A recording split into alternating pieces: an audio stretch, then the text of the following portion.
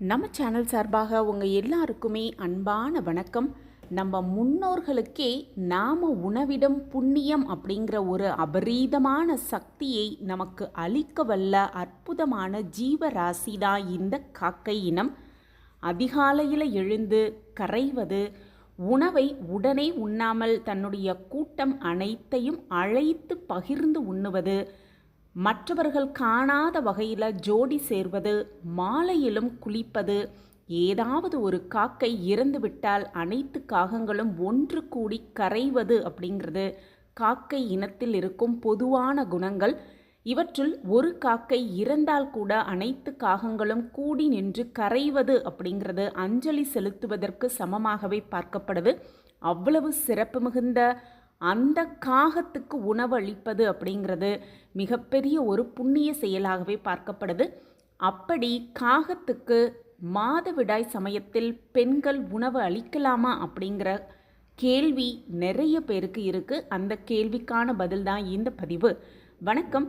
நம்ம சேனலுக்குள்ளே உங்கள் எல்லாரையும் வரவேற்கிறதுல எனக்கு ரொம்ப ரொம்ப சந்தோஷம். இறைவனோட ஆசிர்வாதம் எல்லாருக்கும் கிடைக்கட்டும்.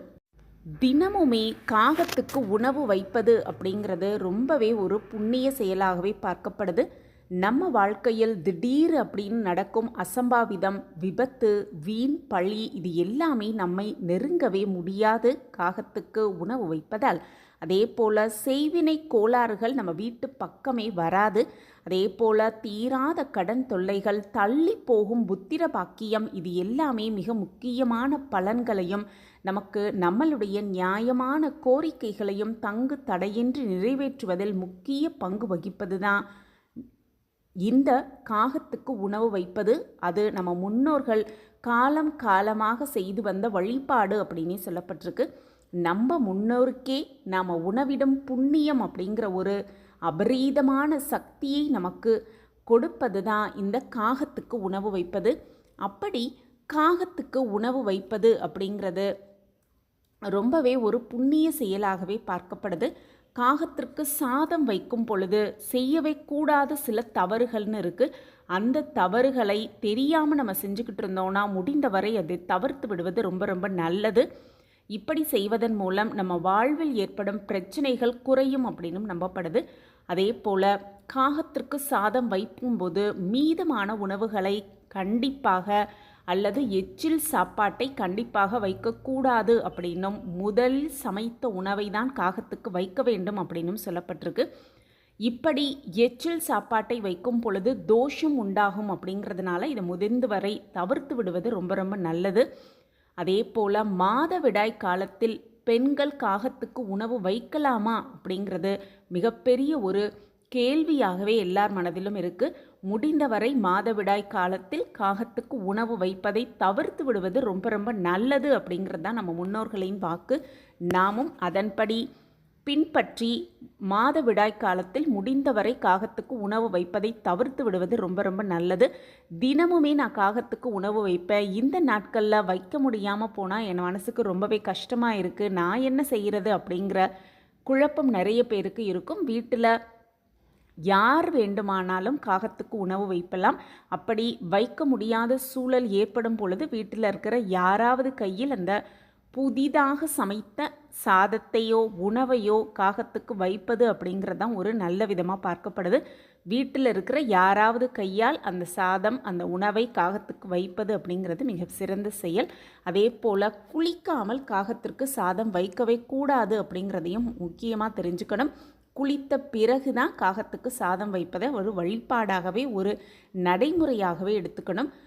அதே போல் பார்த்தோன்னா காகம் அப்படிங்கிறது சனி பகவானின் வாகனம் அப்படிங்கிறதுனால காகத்துக்கு உணவு வைப்பது அப்படிங்கிறது சனி பகவானுக்கு மகிழ்ச்சியை பெற்றுத்தரும், மகிழ்ச்சியோடு இருப்பார் அப்படின்னு நம்பப்படுது.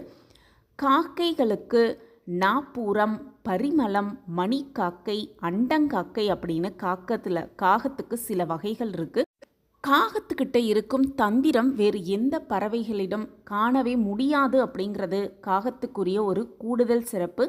யமதர்மராஜன் காக்கை வடிவம் எடுத்துதான் மனிதர்கள் வாழும் இடம் சென்று அவர்களின் நிலையை அறிவதாகவும் சொல்லப்படுது. அதனால் காக்கைக்கு உணவு அளித்தால் யம பகவான் யமன் யமதர்மராஜர் மகிழ்வாராம் அப்படின்னும் சொல்லப்படுது. யமனும் சனியின் சகோதரர் ஆவார் அப்படிங்கிறது உண்மை. காக்கைக்கு உணவு இடுவதால் ஒரே சமயத்தில் யமதர்மராஜரும் சனி பகவானும் திருப்தி அடைவதாகவே சொல்லப்படுது. தினமுமே காகத்துக்கு உணவு வைக்கும் பழக்கத்தை நம்ம ஏற்படுத்தி கொள்ளணும். அதே போல் காகம் வீட்டிற்கு முன்பாக நின்று கரைந்தது அப்படின்னா நல்ல செய்தி வரும் அப்படின்னும் விருந்தினர்கள் வருவார்கள் அப்படின்னும் காலம் காலமாக நம்பப்பட்டு வருது. காலையில் நம்ம எழுவதற்கு முன்பாக காக்கையின் சத்தம் கேட்டுச்சுன்னா நினைத்த காரியம் வெற்றி பெறும் அப்படின்னும் சொல்லுவாங்க. நமக்கு பக்கத்திலோ அல்லது வீட்டின் வாசலை நோக்கி கரைந்ததுன்னா நல்ல பலன் உண்டு அப்படின்னும், வீடு தேடி காகங்கள் வந்து கரைந்ததுன்னா அதற்கு உடனே உணவளிக்க வேண்டும் அப்படின்னும் சொல்லப்பட்டிருக்கு. காக்கை வழிபாடு அப்படின்றது, அந்த காக்கையை வழிபாடு செய்தோன்னா சனி பகவான் யமதர்மராஜர் அது மட்டுமல்ல முன்னோர்களின் ஆசிர்வாதத்தை பெற்று மகிழ்வோடு வாழலாம் அப்படிங்கிறது 100% உண்மை. நம்மளுடைய முன்னோர்கள் இறந்த பிறகு அவர்களுடைய ஆன்மாக்கள் அவர்கள் குடும்பத்தை காணணும் அப்படின்னா வசித்த இடத்தை தேடி வரும் அப்படிங்கிறது நம்பிக்கை. அப்பொழுது அவங்க நேரடியாக வராமல் காகத்தின் ரூபத்தில் வருவதாகவும் சொல்லப்படுது. நம்ம முன்னோர்களை நினைத்து தினமும் ஒரு பிடி சாதம் காக்கைக்கு வைக்க வேண்டும் அப்படின்னும், அப்படி முடியாவிட்டால் அமாவாசை, மகாலய அமாவாசை, தை அமாவாசை இந்த 3 நாட்களாவது முன்னோர்களின் பெயர்களை சொல்லி அவர்களுக்கு எள்ளும் தண்ணியும் வைத்து திதி கொடுக்க வேண்டும் அப்படின்னும் சொல்லப்பட்டிருக்கு. இப்படி செய்வதனால முன்னோர்களின் மனம் குளிர்வதோடு மட்டுமல்லாமல் வயிறும் குளிர்ந்து நமக்கு ஆசி வழங்குவார்கள். அப்படிங்கிறதுனால தான் இந்த நாட்களில் காகத்துக்கு உணவு வைப்பதை கண்டிப்பாக செய்ய வேண்டும் அப்படின்னும், காகத்திற்கு நம்ம உணவிடும் பொழுது உணவையும் சாப்பிடுவதோடு வீட்டு சுட்டு வட்டாரத்தில் ஏதேனும் பூச்சிகள் இறந்து கிடந்தால் அதையும் அப்புறப்படுத்தவும் அந்த காகம் நமக்கு உதவி செய்கிறது அப்படின்னும், இதனால் நோய் கிருமிகள் நம்மை தாக்காதிருக்க உதவி செய்யுது அப்படின்னும் நம்பப்படுது. காகத்திற்கு உணவளிக்கும் பொழுது காகமானது தன் கூட்டத்தையே அழைத்து வந்து உணவை பகிர்ந்து கொள்ளுது. இதனை பார்க்கும் பொழுது நாமும் ஒற்றுமையாக இருக்க வேண்டும் அப்படிங்கிற தத்துவத்தை நமக்கு அந்த காகம் உணர்த்துது அப்படிங்கிறது உண்மை. காகத்திற்கு உணவு வைப்பதால் முன்னோர்களின் ஆசி பரிபூர்வமாக கிடைப்பதோடு மட்டுமல்லாமல் சுற்றுப்புறமும் சுகாதாரமும் இருக்கும் அப்படிங்கிறதுனாலும் சனி பகவானின் ஆசியும் கிடைக்கும் அப்படின்னும் காலம் காலமாக நம்பி வரும் நம்பிக்கை. இந்த காகத்துக்கு நாமும் உணவு வைத்து முன்னோர்களின் ஆசிர்வாதத்தை முழுமையாக பெற்றுக்கொள்ளலாம். இறைவனின் பரிபூரண ஆசிர்வாதத்தை முழுமையாக பெற்றுக்கொள்ளலாம். இந்த பதிவு உங்களுக்கு பயனுள்ள பதிவாக இருக்கும் அப்படின்னு நான் நம்புகிறேன். நம்ம சேனலை நீங்கள் ரொம்ப ஆதரவு கொடுத்துக்கிட்டு வரீங்க. எனக்கு ரொம்ப சந்தோஷம். உங்கள் ஆதரவு மென்மேலும் எங்களுக்கு கிடைச்சிக்கிட்டே இருக்கும் அப்படிங்கிற நம்பிக்கையோடு மீண்டும் ஒரு புதிய பதிவில் பார்க்கலாம். இந்த பதிவு உங்களுக்கு பிடிச்சிருந்ததுன்னா லைக் பண்ணுங்கள், ஷேர் பண்ணுங்கள், அப்படியே ஒரு கமெண்ட்டையும் போட்டுருங்க. உங்கள் கமெண்ட் தான் எங்களுக்கு மிகப்பெரிய ஒரு ஊக்கமாகவே இருக்கும். மீண்டும் ஒரு புதிய பதிவில் பார்க்கலாம். நன்றி, வணக்கம்.